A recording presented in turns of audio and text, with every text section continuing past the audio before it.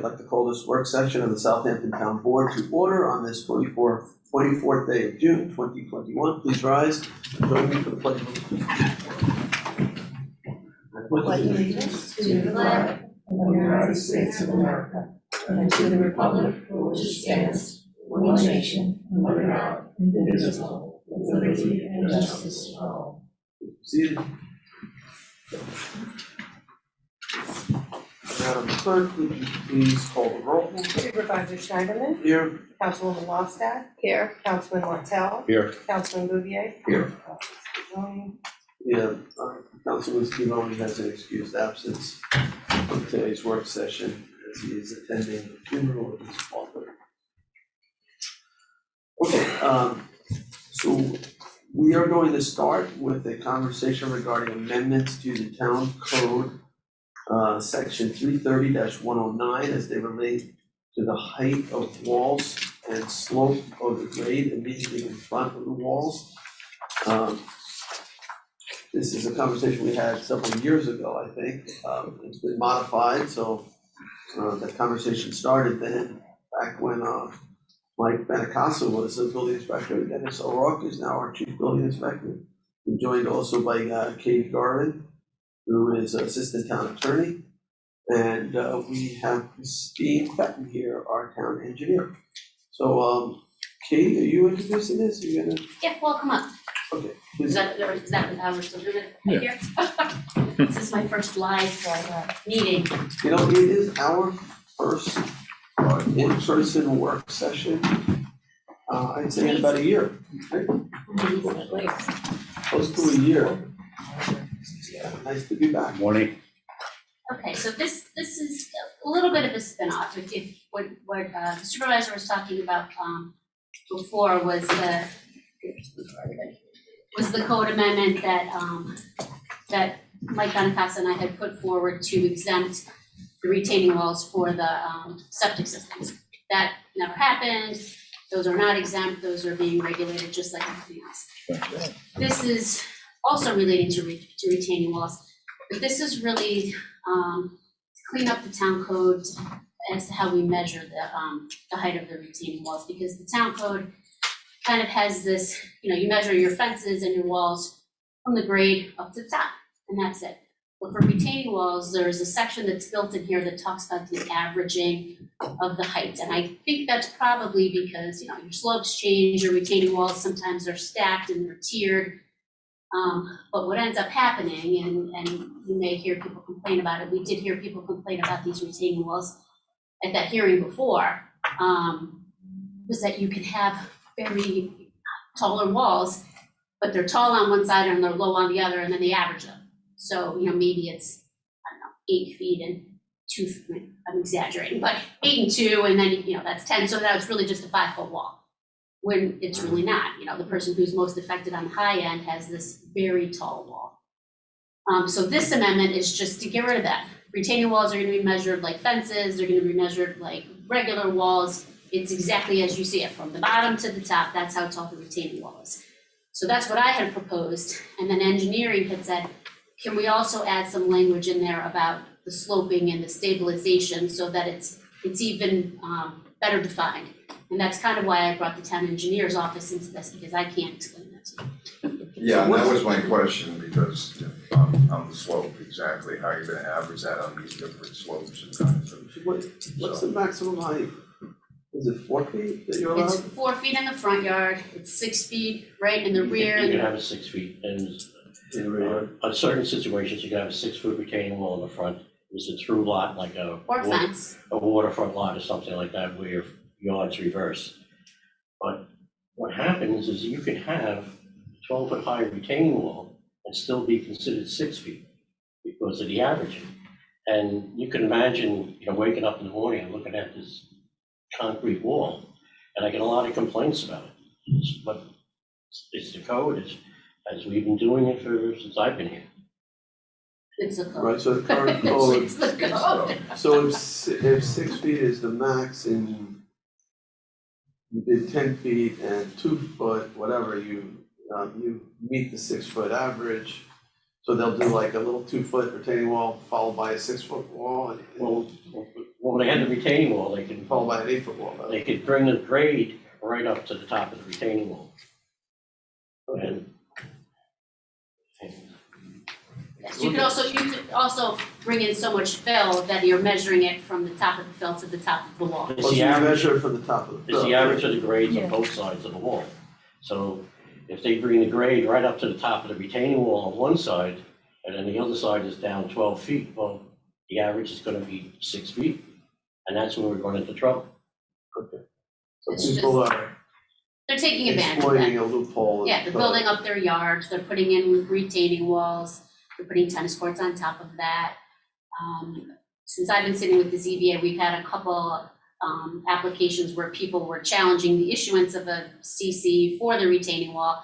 And you can imagine the testimony, the board members are like, oh, the wall looks like it's 10 feet tall, how, it's just, we have to eliminate it. We have to just make common sense, and really I think that's what this amendment, So how does this is this- what you're proposing, I'm sorry. that you want to share Just those, a that quick is, question, how does that's this helpful? fold in with the Department of Health and septic system installation? It doesn't change it. The way that we left it before, when Mike was the chief, Right, was that we were measuring all retaining walls like is the halving. We had initially proposed to exempt them because we wanted to encourage people to, upgrade their septics.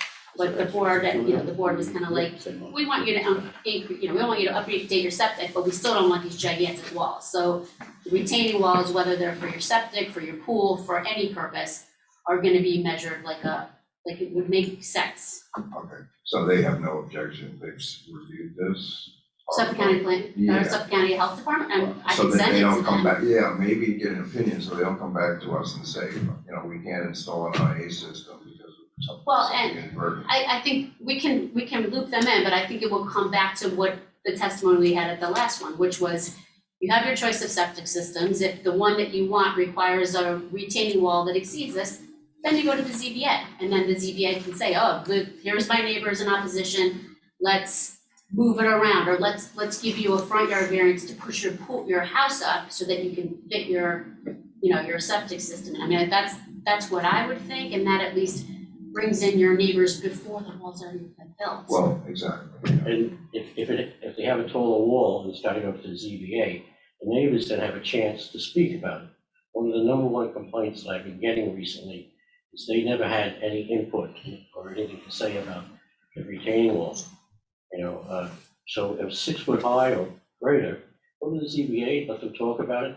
Hopefully the ZBA will turn around and say, well, maybe you put some plants in front of it, or decorate it up something, or put some brick on it to make it look nicer, which is something that we can't do. Right. But the zoning board of appeals in their decision could certainly do that, and it wouldn't make something more appealing for all the neighbors. Yeah, I would suggest you loop the. Sure, I mean, we have contacts from Yeah, the last time. The gang's changed there a little bit too. Okay. So it might be actually helpful. Yeah, it can't hurt. I think, like I said, I think their feedback will be what they told us before, but you're right, at least we have a conversation with them so that they don't hear from our constituents when my hands are tied. Right, yeah. with them. And we have time, because we're not having our hearing until July 13th. On July 1st, all septic systems go to IAs. Suffolk County Health Department is going to require IA systems as of July 1st. Really? Yep. All new construction and substantial construction are going to have to go for an IA system, which is going to substantially increase the cost of building. Well, it's still within the travel zones like we had set up as well. I haven't gotten their final draft yet. Yeah. so- Really, that's the kind of, I thought. Yeah, I think, and then I think they're gonna do some kind of phase, and that's the last item. Well, they but do it's those, was the last thing I saw at the county was, ever.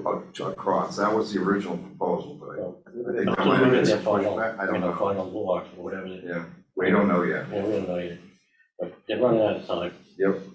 But one good thing is the state's gonna provide $10,000 and the county's gonna provide up to $10,000. Yeah, so it's a total, yeah. So And then that for what the we do IA is systems, rebate. there will be a break, but still, it's a heavy hit. Some of our people out there, it's not, but the people out west.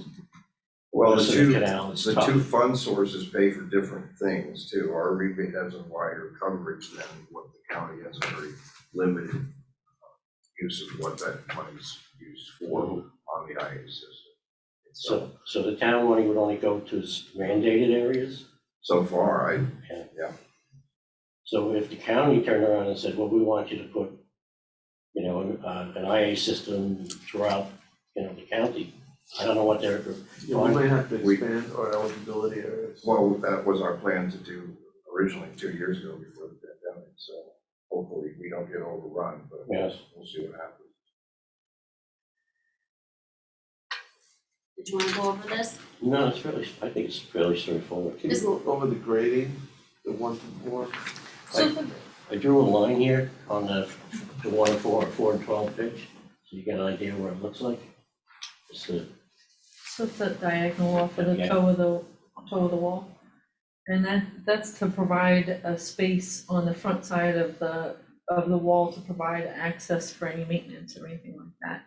It's 36 inches minimum, so that they're not, it's a so good, it's not it's a too good thing. steep to I'm work not sure on. what you're talking about. This diagonal line right here, What is that? that's drawn at a 1, I call 4 and 12, you can, 4 and 12, that's the slope of the grade, that if they wanted to put a wall in front of this wall that they're showing, that would be the maximum pitch that they could have to that second wall, if they were doing a tiered type system. And that's measured from So it's the 1 and 3 or top, 1 and 4? 1 and 4. that's measured from the top, or it's angled to the wall. well, I think, what does it say? The provision, the ground level within 36 inches from the face of any wall shall have a slope no more than 1 on 4. That's normal. Well, one of the concerns the inspectors had was if someone comes and throws a lot of fill right up against the wall, what do they do then? With having them bring the fill in, or watching the slope is gonna restrict their, what's the right word to use? Like a wiggle room? Wiggle room. Yeah. exposure of the wall, right? Yeah. Alright, so basically you're saying that a retaining wall in and of itself won't be able to be more than whatever the max height is, so whether it's 4 feet in the front yard or 6 Yep. feet in the back. Yep. But, they could do a series of retaining walls, but they have to make sure that their pitch is no more than 1 of 4 between the two. Yes. So if they're creating a cascading hill or something, they're gonna have to use a lot of property to do it. Yeah, or maybe scale it back away from the property line. You know, a lot of times people will slap these right on the property line, and that's when it gets into trouble. You can't screen it if it's on the property line. The neighbor can't, it's too late for them to put anything on their property line. So I think if they're gonna exceed it, they move it away from the property line. We had people terrace their retaining walls, if you wanna call it that. They came up 4 feet, stepped over 4 feet, and there would be plantings there and come up again. But this is all gotta be designed by an engineer. At least visually, it'll look better. It'll look a lot better that way. If you did 3 terraced And that gives 4-foot the walls, Yeah. then you get your 12 feet, but you get it over your setback. You can imagine coming out for the weekend and all of a sudden there's this big concrete wall in front of your house. And, Right. you know, they could be pretty upset. Oh, yeah. And you have a new slope on the other side from all of it. Yeah. And then the tennis court at the top. Right. Looking down on you. Yeah. Yeah. And if they exceed it, they can always go to the zoning board of appeals, which is their right. Yeah. And with the zoning board of appeals, my hope is that they'll require some kind of vegetation or something to dress it up and allow the neighbors to get down and talk about it. So that's what everybody complains about. They don't have a voice in the matter. Any other questions on this? Just like the one, I remember, seem to recall, maybe I got it wrong, there was a case where we had one of these and, where we had groundwater was really close to the actual slope that they were talking about. They still wanted to put in a retaining wall at that point, and there was an anchor requirement. Do you recall that? Maybe I'm thinking of something else. That didn't come up, I guess. We did have a retaining wall recently that they put up. The structural engineer is requiring them to put down not piers, but those spiral. Yeah, the anchors, those. Yeah, anchor it down. set it up, and then he's gonna put the large footing foundation, which is over here, on top of it, so that acts as a way to pin it down so it doesn't slide. There's a big footing foundation, they use that for friction, so it doesn't slide away from the retaining wall. Maybe that's what it was a weird, I just remember it as a really weird. Retaining walls can fail in sliding, bearing, and overturning. Yeah. So those are the three things that you want to design for. And Make they sure you use have plenty of enough rebar on these too, so. Well, I mean, essentially they're being held by the compressive weight of Of the this toe. in front of it. Yeah. And they And the tip, weight. they move it. Yeah. Cool. Any, Like it. And this is similar to what another town west of here uses. I don't want to mention that town's name. Why not, if it's good? It starts with, Yeah, starts with a V, but not on my, that one? not high on my list right now. Oh, they're stealing your guys. Just took another guy. I think we need a big retaining wall over there. What, I couldn't have Are you to. suggesting we build a wall? We go the wall. But only after we get the employee across the wall, and they can't get back on it, so. Just offered me a job. I'm like, give me a break, Angus. Come How many on. people are you gonna take over? All right, so this will be on in July. So- July. Thank you. Yep, thank you. Thanks. Great, thanks a lot. Dennis, hang in there. Uh-oh. Yeah. No, I mean, hang in there. Oh. I know you're super busy. Oh, Take care, guys. take it easy. Thank you. Thanks, Russ.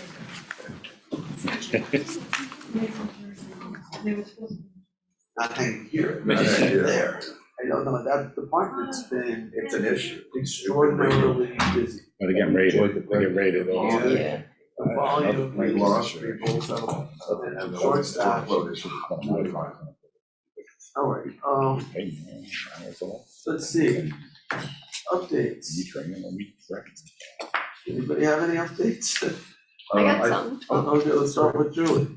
I've said it before, but I'm gonna say it again, our little free food pantry at the Crohan Center in Flanders is being used so much that really, if you have the ability, please donate some canned foods to the little food pantry. It's located at the Crohan Center, Flanders Road in Flanders. We also have a little hook for reusable bags. If you can donate some reusable bags, it makes it easier for people to bring the food back home. But that is being used and like crazy, which is good and bad. So please, if you have the chance, donate some food there and to other food pantries that are available. Thanks. Anything else, Julie? No, that's it. Anything else? Are you done already? No, we're just doing updates. Oh, yeah, I just did yours. I'll mention a couple things. I was on a Zoom call with Julie, with the Dark Skies Committee, so that was good, talking about light pollution, some of the things that the town has been doing. I attended a voting safety press conference with Chief Kranicki, the Bay Constables, demonstrating the use of the drone to drop a flotation device for a distressed swimmer. That we did at Bishop Beach, the county park. And they did a great job. We had somebody playing the role of the distressed swimmer, Officer Greenwald, if you know him, and he went out into the water, and then Bill Kiernan ran the drone. Was a drone operator, and it was a little windy, but I have to say that they hit the target perfectly when they dropped it. It hit the water right in front of the swimmer, and immediately inflated, and the swimmer grabbed on. So it's a type of technology that in the right situation could really save somebody's life. As we get into the boating season, I think it's an important message, boating safety, that was part of this press conference in terms of following the rules of the water, and boating safely, not, using alcohol while boating and things like that. What else? We got a new hazmat truck arrived. We're gonna be doing something, I think, tomorrow. A little press event with the new hazmat truck. I think it's gonna, we're going over to the Canton Base Ambulance barn tomorrow for that. I also had a meeting yesterday regarding the Shinnecock Hills moratorium. And we are kind of honing in or zeroing in on what the language could look like for that, because the moratorium is about to expire. And so I will be introducing a local law to create some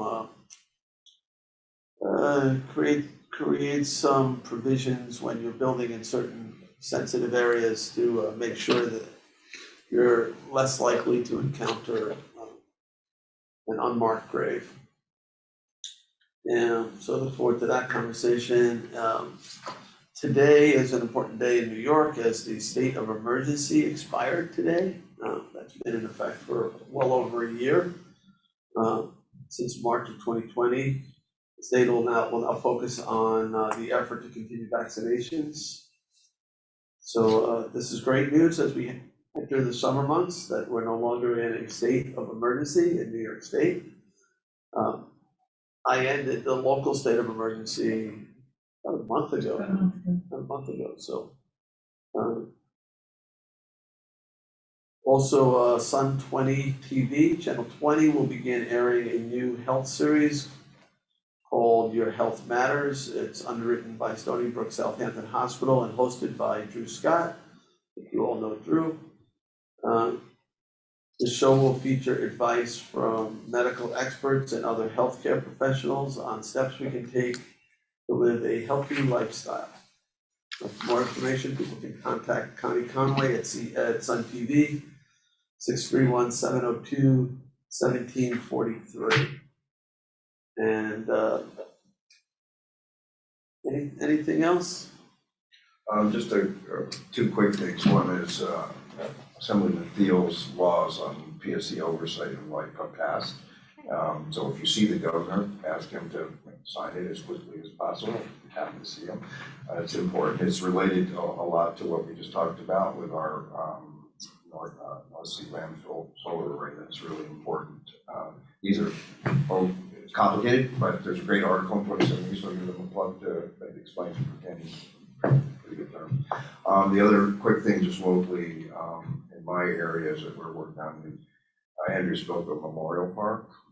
That's come along. The CPF is now creating trails. We're trying to create a natural environment that's really suited to Andrew's memory. So there's a lot of people working on it. I just want to give a shout out to Laura Smith, thank her for, we took a look yesterday at the trail, and it was really well done. So the next steps are working with the county, which we are, to create a sidewalk on the south side for access to that park and signage and those types of things. Hopefully we'll be coming back to you with reso for the dedication, and groundbreaking at a future date when hopefully I'd like to get the sidewalks and the crosswalks and all those things in place first, but we may do one and then another, something like that. But just wanted to assure the residents in that area that we're working hard on that. And thanks to Ms. Riley in our office. She's been doing the hard work on that. So appreciate it. Yeah, two quick things. I did attend a retirement ceremony or walkout yesterday at the Southampton Town Police Department for a longtime employee, Linda Fabiano, 32 years in the department, now number 3 dispatcher. She's had a great career there, certainly an asset to our community, and a public servant who went above and beyond. It was a great turnout that most people I've seen there for any walkout yet. You know, it was really touching. We got her in tears by the end, so it was a nice ceremony. Second thing is next Thursday, a week from today, is the first concert in 2 years in Good Ground Park. So hope everybody can make it. There are no limitations as far as crowd size, so everybody come down and enjoy a great night in Good Ground Park. Oh, cool. That's good. And you and I think have a meeting over in Pine Lane tomorrow or something. We're meeting with some property owners regarding New York Rising York Rising, property. right. Make it to those. And anything else that you want to mention, any other announcements? All right, we do have some executive session items. So on for executive session today will be personnel, litigation, confidential legal advice. I guess no land acquisition? No, sure. No, No? not today. Okay. All right, so I'll make a motion to end our work session, go to executive session on those items. Second. Seconded by Councilman Bouvier. All in favor? Aye. Aye.